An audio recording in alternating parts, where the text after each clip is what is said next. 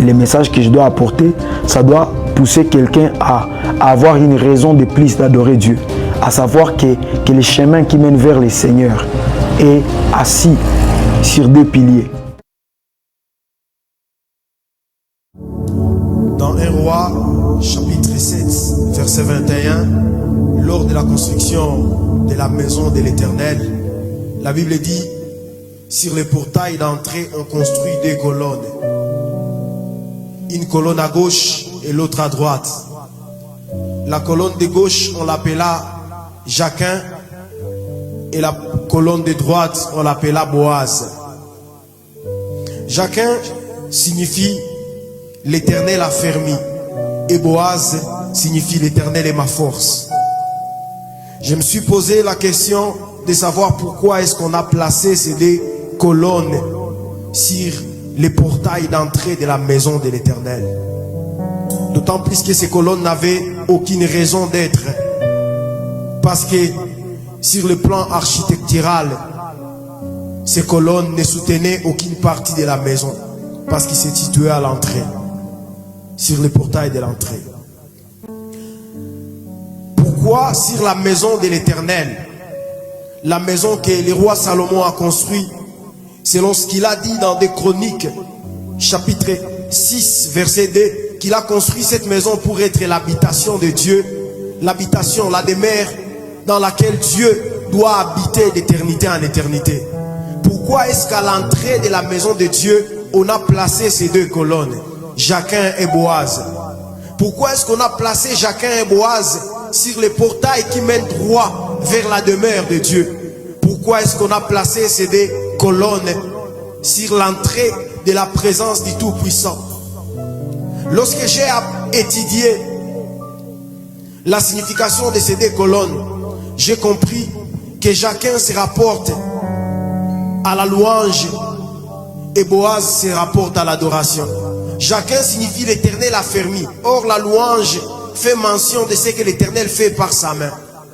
Et Boaz signifie l'Éternel est sa force. L'Éternel est ma force. L'Éternel est notre force. Cela se rapporte même à la nature de Dieu, à ce que Dieu est. On a placé ces deux colonnes sur l'entrée de la présence de Dieu. On a placé ces deux colonnes sur l'entrée de la maison de Dieu pour nous montrer que la route qui mène vers le Tout-Puissant est appuyée par deux choses, la louange et l'adoration. On a établi ces deux colonnes sur l'entrée de la maison de Dieu pour nous montrer que la route, les chemins qui conduisent vers le Tout-Puissant est gavé de deux trottoirs qui sont la louange et l'adoration. Je comprends maintenant pourquoi David pouvait dire dans Psaume chapitre 24 verset 7, portes éternelles, élevez vos lintons afin que le roi de gloire puisse faire son entrée. Et si on demande aux portes d'élever leurs lintons, ce n'est pas les lintons qui s'élèvera, mais ce sont les colonnes qu'on élèvera. Donc lorsqu'on élève la louange et l'adoration, le roi de gloire finit par faire son entrée dans la maison. Alors ce soir, je suis en train de te demander d'élever les lintons. Oh ouf, élève les colonnes, la louange et l'adoration. Élève Jachin, élève aussi Boaz, afin que Dieu fasse son entrée. La route qui nous conduit vers la présence de Dieu, c'est une route qui est appuyée sur des colonnes. Les portails qui conduisent vers la présence de Dieu. Je ne sais pas ce que tu veux que Dieu fasse avec toi ce soir, mais la route qui conduit vers la présence de Dieu s'appuie sur des colonnes qui sont la louange et l'adoration. Je ne sais pas si tu veux voir Dieu ce soir, mais si tu veux voir le Tout-Puissant, il y a une condition préalable, la louange et l'adoration. Ce soir, j'aimerais te demander de louer ensemble avec nous jusqu'à ce que l'esprit d'adoration descende et d'adorer jusqu'à ce que le roi de gloire fasse son entrée.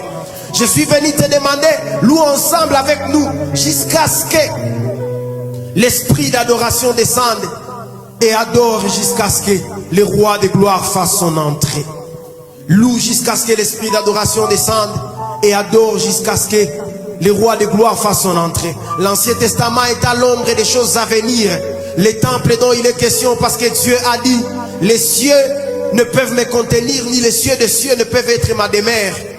Et personne ne peut me construire une maison dans laquelle j'habiterai. J'ai décidé d'habiter au milieu de mon peuple. J'ai décidé de tabernacler au milieu de mon peuple. Alors l'apôtre Paul dit, c'est nous qui sommes la maison de Dieu, l'habitation de Dieu en esprit. Je suis venu te demander ce soir d'élever les linteaux, d'élever les 2 colonnes, la louange et l'adoration, afin que le roi de gloire puisse faire son entrée dans la maison qui est ton cœur.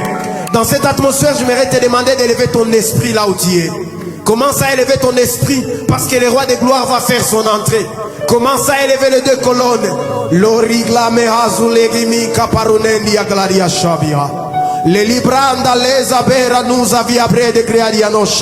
Seigneur, nous élevons nos cœurs afin que tu puisses faire ton entrée dans nos vies. Seigneur, quand toi tu entres dans nos vies, plusieurs choses se passent. Quand toi tu entres dans nos vies, il y a le réaménagement qui se fait. Quand toi tu entres dans nos vies, il y a le réaménagement qui s'opère. Voilà pourquoi nous élevons nos cœurs.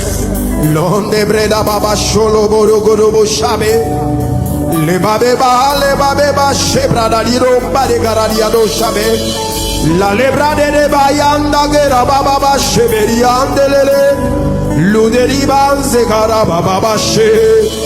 Élève ton cœur afin que le roi de gloire fasse son entrée. Élève chacun, élève aussi Boaz. L'Éternel est celui qui t'a permis ce soir. L'Éternel est celui qui te donne la force aujourd'hui. La louange et l'adoration montent et Dieu lui-même fait son entrée. La route qui nous conduit dans la présence de Dieu s'appuie sur des colonnes. La louange et l'adoration, la louange et l'adoration nous conduisent vers le Tout-Puissant. Tu veux les voir en œuvre dans ta vie ce soir. Élève.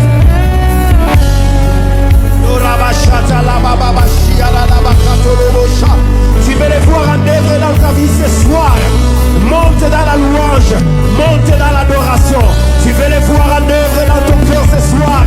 Monte dans la louange et monte dans l'adoration. Et j'aime lorsqu'il descend. Quand lui il entre en action, il me pose sur tout ce qui est élevé volento. Et vous, portails éternels, afin que le roi des gloires fasse son entrée. Shadabradabashi dololobo sagadabaya. Rabashatarabaya. Zubrade shadadabasata.